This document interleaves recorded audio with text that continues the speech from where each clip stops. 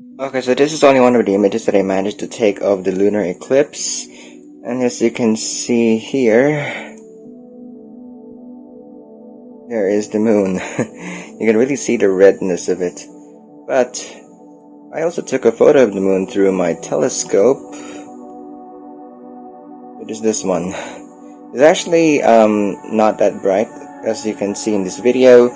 This part here is not really that overblown, but this is, I think, the best image I have of the moon.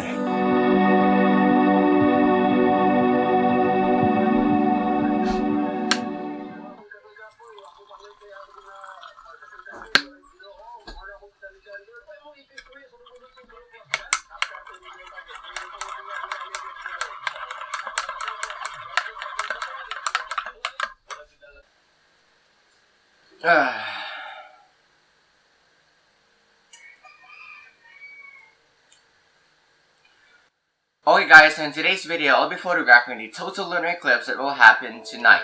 But of course, this is not my first time attempting to photograph the total lunar eclipse, because the first time I did that was back in 2018. But I didn't really manage to photograph that one because I didn't have my telescope with me and I was less experienced back then as well. But I think that was my first time seeing a total lunar eclipse with my own eyes, from start to end.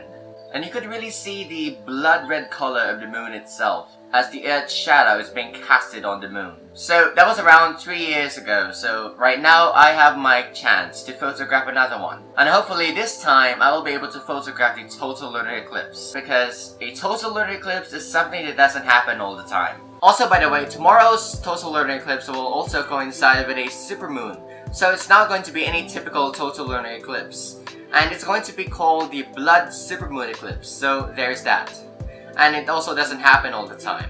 And although the weather forecast doesn't really look that good for tomorrow because it indicates it's going to be scattered thunderstorms, but I'm still gonna have to take my chances because there are periods of time where the clouds pave way for the moon and for some stars in the night sky. Sometimes the weather forecast indicates it's going to be overcast with a high chance of rain. But sometimes the sky itself is very clear, and so I take advantage of that to photograph the things in the night sky before the clouds roll in. So hopefully tomorrow, despite the bad weather forecast itself, I hope I'll be able to photograph the total lunar eclipse. And just a bit of haze in front of the moon will still do, just as long as the clouds don't completely block the moon, because that would be a disappointment. I mean, you know that feeling when you are so prepared for an astronomical event, only for the clouds to deny you from seeing that astronomical event altogether. It's really frustrating.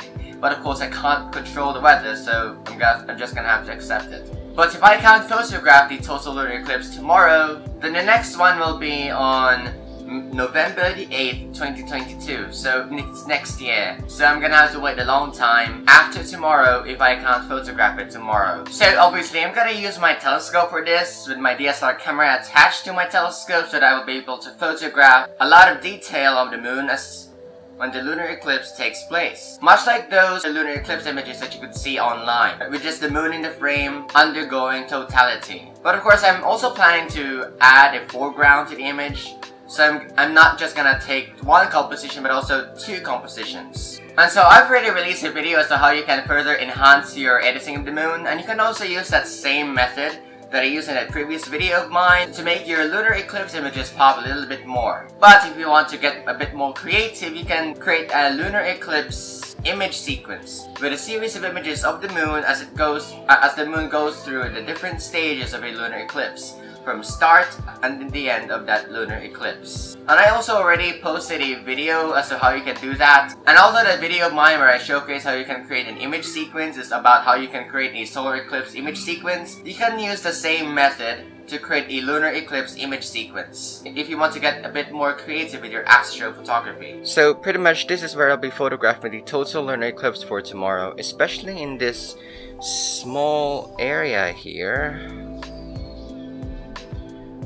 Right there, and the moon itself will rise somewhere along here before it's blocked by these tree branches here. So I have a small clearing to photograph the moon as soon as it rises above the horizon.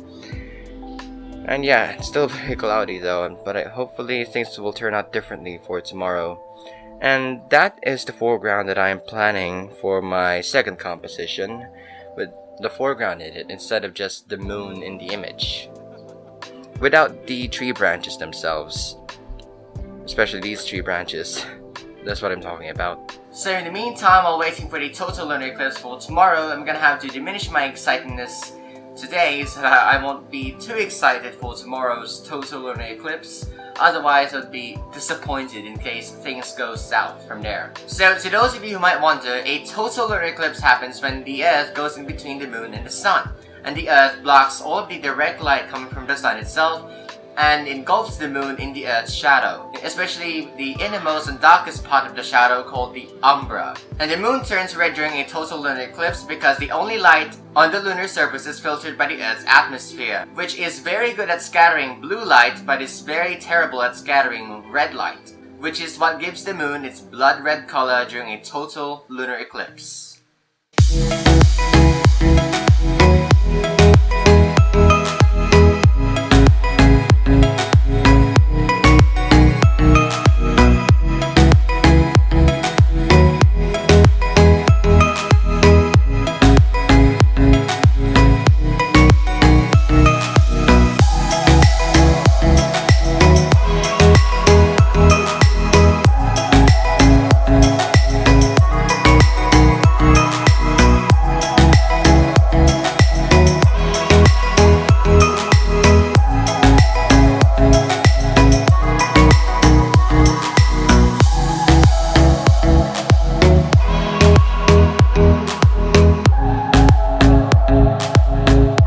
Okay, so it's now 1:43 in the afternoon, and I have my telescope outside right now photographing the sun while waiting for the lunar eclipse that will happen tonight.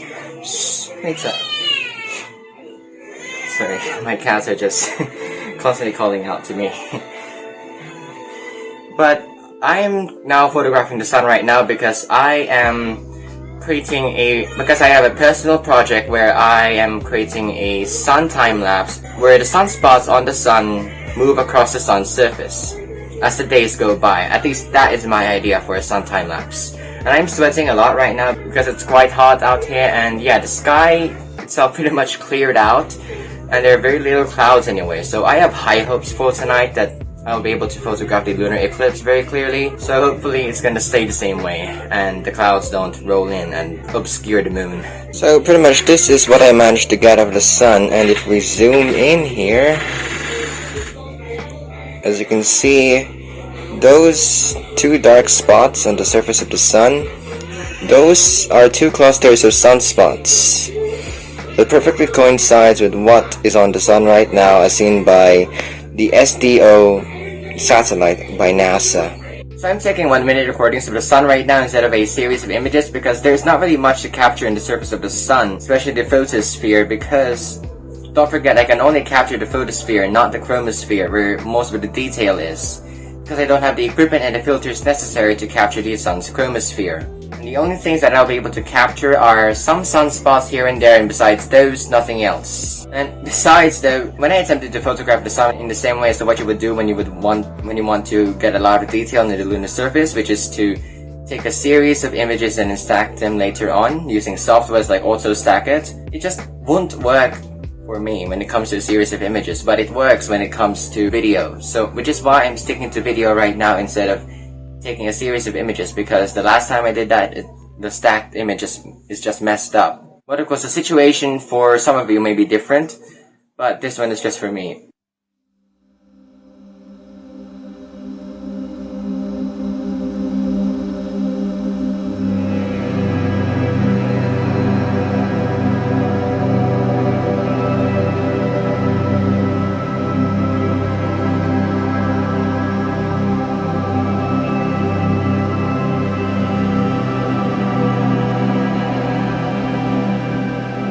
Currently in here, I'm waiting for the moon to rise up, and I'm just gonna have to take a picture of the foreground that I intend to use as a part of my composition during the blue hour, while I still can, and blend the moon into the composition right where the moon is, to create a path, to create a trail, an image sequence of the moon as it as the lunar eclipse goes through all of its different phases. Okay, so I was actually wrong as to where the moon will be because it's not going to go through that clear area where I can photograph it because it's right behind this tree here. You see that light there? Right here? That is the moon. I was expecting it to go somewhere along here, but no, I was wrong. Looks like I'm gonna have to wait for it to rise above this tree. 6 months later. Finally, I now got it clearing, and this is my first image of the lunar eclipse itself without having any obstructions in the way. Look at that. Okay, so this is only one of the images that I managed to take of the lunar eclipse. And as you can see here, there is the moon. You can really see the redness of it. But I also took a photo of the moon through my telescope. It is this one. It's actually not that bright, as you can see in this video. This part here is not really that overblown, but this is I think the best image I have of the moon as of now, because there are clouds blocking the moon right now and I can't photograph it, and totality is happening right now. Oh dear, I can see faint flashes of lightning. Alright guys, so totality itself is over, and there's a big cloud in the way, and it's not very likely that it's going to move, but I'm not going to call this thing a night yet because the lunar eclipse will end at around 9 p.m. So I'm going to take what I have right now, because the next one won't happen until the year 2022. So I'm just going to have to wait for the cloud, for the big cloud, to move away, and for me to photograph the moon again. Clouds, clouds, go away, come again another year. Okay guys, so the lunar eclipse itself is now finally coming to an end, and I have captured all of the things necessary to create the things that I have in mind for the lunar eclipse tonight. And things actually turned out better than expected, which is fortunate for me. But there's a big cloud in the sky right now that's blocking the moon. So I won't really be able to capture the actual end of the lunar eclipse. But this is the image that I managed to get, the last one. As you can see, there's still a bit of earth shadow here, as the lunar eclipse is coming to a close. And the next one will happen in 2022. So because of the big cloud in the night sky, I think I'm gonna have to call this thing a night now. And I will show you the images at the end of the video. I'm very excited about this.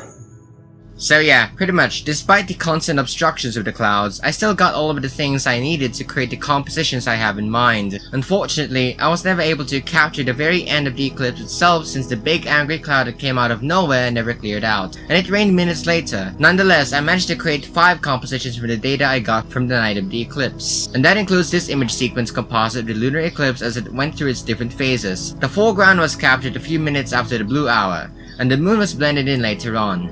But it still shows the path that the moon took as it crossed the sky. Also, the reddish tint of the moon was visible through my camera back then, but it was barely visible to the naked eye. Another one I created is this blend of 2 single exposures of the moon and the foreground as the moon was about to reach totality before the clouds blocked the moon. I could have captured the totality of the eclipse, but it was an unfortunate thing that I missed it. Another image I captured of the moon is this one, and yet again, it was captured around a few minutes before totality. I had trouble bringing out the details of the moon on this one without bringing out too much noise, so I had to find a middle ground.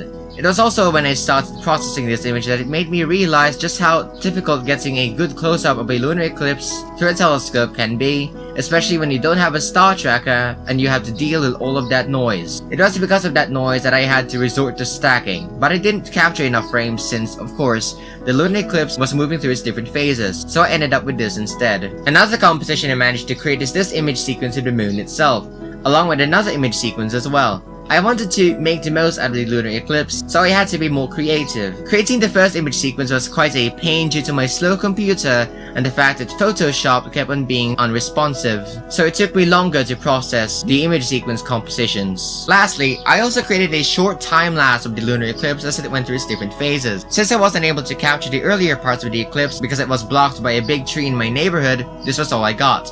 You can clearly see the Earth's shadow moving across the moon itself, and it just reminds me of how big the Earth really is compared to the moon. Of course, I already know that the Earth is many times bigger than the moon, but it just puts things into perspective, the size of all of the celestial objects in the cosmos. Knowing sciencey things from books or the internet is one thing, but actually seeing it with your own eyes, even if it's just the size of the Earth's shadow on the moon, is a different story altogether when you realize just how big both objects are. The total lunar eclipse was surely an amazing experience, and I'm looking forward to the next total lunar eclipse on November 8th, 2022. My location will also bear witness to a partial lunar eclipse on November 19 this year, but the eclipse would have already begun to end as soon as the moon rises above the horizon during that time. Seeing this total lunar eclipse also reminded me of just how big and mysterious outer space can be, and it's just out there waiting and calling out to us while we look at it. So this is pretty much the end of the vlog, guys, and I hope that you also managed to get the same enthusiasm I had with the total lunar eclipse back on May 26. Yet again, as always, if you plan to enjoy the universe anytime soon, especially to those who will witness an annular solar eclipse this June, I wish you good luck and clear skies.